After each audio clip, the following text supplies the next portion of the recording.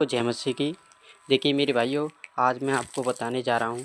आप वीडियो को ध्यान से देखें, लास्ट तक देखें और परमेश्वर आपको आशीष दे इन वचनों के द्वारा। देखिए मेरी प्रियो, आज मैं छोटी सी वीडियो में कम शब्दों में आपसे इतनी बड़ी इम्पोर्टेंट बात बताने जा रहा हूँ। आज हम बताने जा रहा हूँ, वचन के द्वारा आपको बताऊँगा कि यीशु मसीह ने हमें यह क्यों कहा कि अपने श्राप देने वालों को आशीष दे, जो हमें सताते हैं, परेशान करते हैं, उनको आशीष दो। हम हमें परेशान करने वालों को यीशु मसीह ऐसे क्यों बोल रहे हैं कि जो हमें परेशान करते हैं, हमें दुख देते हैं, हमसे गाली देते हैं, उनके लिए हम प्रार्थना करें, उनको आशीष दें, उनसे नफरत ना करें। ऐसा क्यों प्रभु यीशु मसीह ने कहा है, हम इस वीडियो में जानेंगे वचन के द्वारा। मेरे प्रियो, ध्यान से देखिए, वीडियो को लास्ट तक देखिए, बिल्कुल स्किप ना करें। देखिए, आप देखिए, हम पहले वचन पर चलते हैं और वचन को हिंदी बाइबल ओपन कीजिए। नए नियम की बुक में आप देखिए मत्ती अध्याय को निकालिए मेरे भाइयों। उसमें हम पहले देखते हैं, क्या देखते हैं मेरे भाइयों, यहाँ पर क्या लिखा है मेरे भाइयों। देखिए यहाँ पर क्या लिखा है मेरे भाइयों, जो तुम्हें श्राप दें। देखिए आप लू का रचित 6 के 28 को निकालेंगे मेरे प्रियो। यहाँ पर क्या लिखा है, जो तुम्हें श्राप दें उनको आशीष दो, जो तुम्हारा अपमान करें उनके लिए प्रार्थना करो। देखिए यीशु मसीह क्या कह रहे हैं मेरे प्रियो, जो तुम्हें श्राप दें उनको आशीष दो, जो तुम्हारा अपमान करें उनके लिए प्रार्थना करो। देखिए आज हम वचन के द्वारा ही जानेंगे कि ये बातें प्रभु यीशु ने क्यों कही हैं। देखिए पहले मैं आपको सभी वचनों को बता रहा हूँ। देखिए अब यहाँ पे हम देखते हैं मेरे प्रियो, यहाँ पर देखिए मत्ती अध्याय 5 के 44 में भी आप देखेंगे तो यहाँ पर भी क्या लिखा है, परंतु मैं तुमसे यह कहता हूँ कि अपने बैरियों से प्रेम रखो और अपने सताने वालों के लिए प्रार्थना करो। देखिए इस मसीह ने ऐसा क्यों कहा है। देखिए लूका रचित में भी समाचार में भी हमने देखा, और देखिए लूका रचित समाचार 6 के 28 में भी हमने देखा, और देखिए आज हम देख रहे हैं मत्ती अध्याय 5 के 44 में भी देख रहे हैं। इस मसीह ने क्या कहा है, परंतु मैं तुमसे यह कहता हूँ कि अपने बैरियों से प्रेम रखो और अपने सताने वालों के लिए प्रार्थना करो। देखिए हर बार यीशु मसीह ने ऐसा क्यों कहा है। देखिए अब हम वचन पे चलते हैं। अब उत्पत्ति के अध्याय देखिए, उत्पत्ति की बुक निकालिए मेरे प्रियो। उत्पत्ति के अध्याय आप देखिए, उत्पत्ति के 45 अध्याय के 4 वचन को निकालिए। यहाँ पर आपको मेरी स्क्रीन पर दिखाई दे रहा होगा वचन। देखिए मैं आपके सामने पढ़ता हूँ। फिर यीशु ने अपने भाइयों से कहा, मेरे निकट आओ। यह सुनकर वे निकट गए। फिर उसने कहा, मैं तुम्हारे भाई यूसुफ हूँ, जिसको तुमने मिस्र आने वालों के हाथ बेच डाला था। देखिए यूसुफ ने क्या कहा है कि यूसुफ ने क्या किया, अपने भाइयों पर अपने खुद को प्रकट किया। तो क्योंकि यूसुफ मिस्र देश का प्रधानमंत्री बन चुका था। देखिए हम यूसुफ के जीवन से जानेंगे कि यूसुफ ने अपने भाइयों को, देखिए यूसुफ के साथ यूसुफ के भाइयों ने बहुत ही बुरा किया था मेरे भाइयों। आपको पता है यूसुफ को देखिए मिस्रियों के हाथ बेच डाला था, उसको मारने की युक्ति बनाई थी, उससे बहुत ही नफरत करते थे, जलन रखते थे मेरे भाइयों। यूसुफ को इतना बुरा किया, देखिए यूसुफ के साथ यूसुफ को यहाँ तक मारने की युक्ति बनाई, यहाँ तक कि उसे दूसरे मनुष्यों के हाथ बेच दिया, जिससे कि वो बेगार करे। देखिए कोई हमारे साथ ऐसा करे तो हम उसे कभी क्षमा नहीं करेंगे, यहाँ तक कि हम मरने मारने पर तैयार हो जाएंगे। देखिए फिर भी हम देखते हैं, आज यूसुफ को देखते हैं कि यूसुफ क्या कहता है अपने भाइयों को।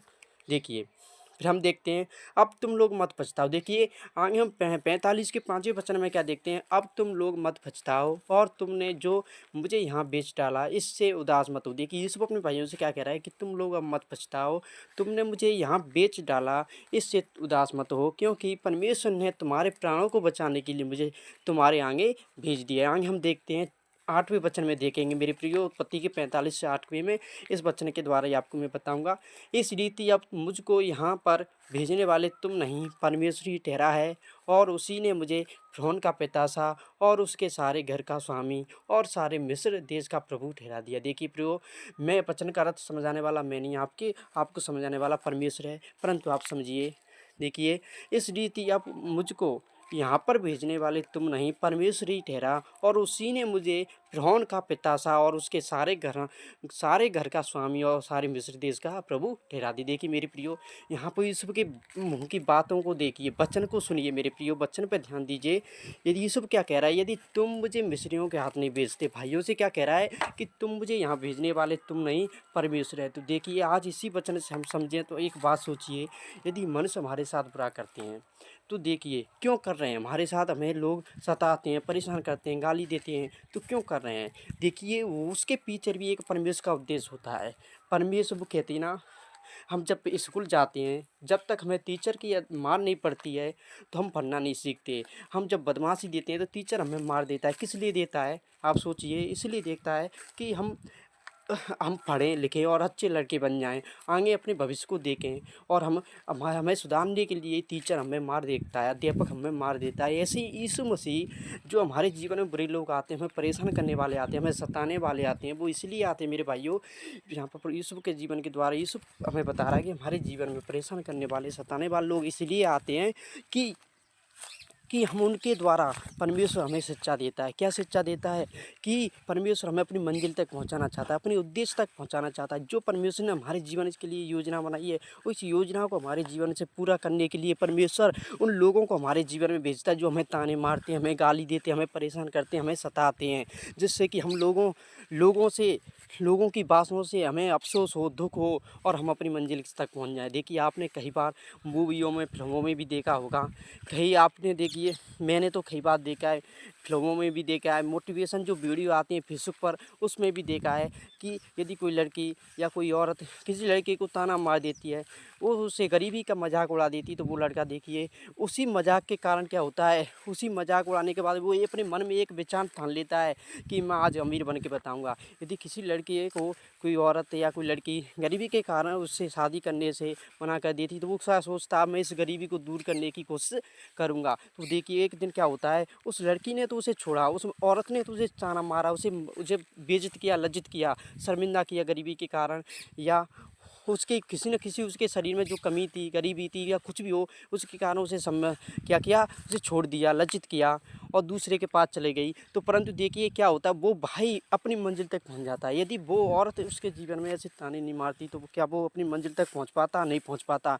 उस लड़की ने या उस औरत ने, मूवी फिल्मों में हम देखते हैं कि उस लड़की ने जब उसे ताने मारे, तभी तो वो अपनी मंजिल तक पहुंच पाया, तभी तो वो दिन रात मेहनत करके, दिन रात क्या किया, ऊंचे पद पर पहुंच पाया। कहीं हम स्टोरियों में देखते हैं कि कोई लड़की कहते हैं कि तुम जैसे फटी के सर ये नौकर हैं, वो हैं, गरीबों का मजाक उड़ाती हैं, एक दिन वो ही मेहनत करके क्या हो जाते हैं, ऊंचे पद पर पहुंच जाते हैं।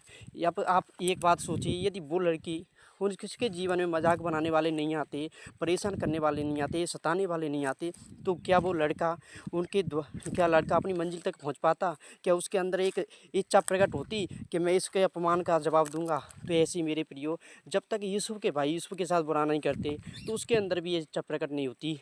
उसको भी परमेश्वर ने अपमान के द्वारा ही उसे क्या किया था, परमेश्वर उसके भाइयों के द्वारा ही उसे, यदि भाई उसे मिस्र के हाथों ना बेचते, यूसुफ के भाई यदि बेचते नहीं, तो क्या वो मिस्र का राजा बन पाता? क्या पोतीफर की पत्नी उस पर इल्ज़ाम नहीं लगाती, जिसने देखी उसे व्यभिचार का इल्ज़ाम लगाया? यदि वो इल्ज़ाम नहीं लगाती, तो क्या मेरे प्रियो, जब उसके जीवन में पोतीफर की पत्नी जो बुरी थी, वो उसके जीवन में नहीं आती, इल्ज़ाम न लगाती, यूसुफ जेल नहीं जाता, तो क्या वो मिस्र का राजा बन पाता? वो पिकाने वाले का वो सुपन का अर्थ बताने पाता? नहीं बताता मेरे प्रियो। ऐसे ही हम देखते हैं हमारे जीवन में यदि परेशान वाले लोग आते हैं, चिंता हमें सताने वाले, परेशान करने वाले आते हैं, तो इसलिए आते हैं कि परमेश्वर का उद्देश्य, परमेश्वर हमें अपनी मंजिल तक, अपने ऊंचाई तक पहुंचाना चाहता है। परमेश्वर ने हमें जिस उद्देश्य के लिए पृथ्वी भेजा, उस काम को परमेश्वर हमारे जीवन से पूरा करना चाहता है। यदि आप समझें वीडियो को मेरे भाइयों, तो आप इन कमेंट में लिख के देखिए, आप सब कुछ समझ गए होंगे। मुझे विश्वास है, मुझे आशा है कि मेरी बातों को आप समझ गए होंगे कि मैं आप सबको क्या समझाना चाह रहा हूँ। देखिए, यहाँ पर ही मैं अपनी वीडियो को समाप्त करता हूँ। परमेश्वर आपको आशीष दे इन वचनों के द्वारा। आमीन। हालेलुया। धन्यवाद।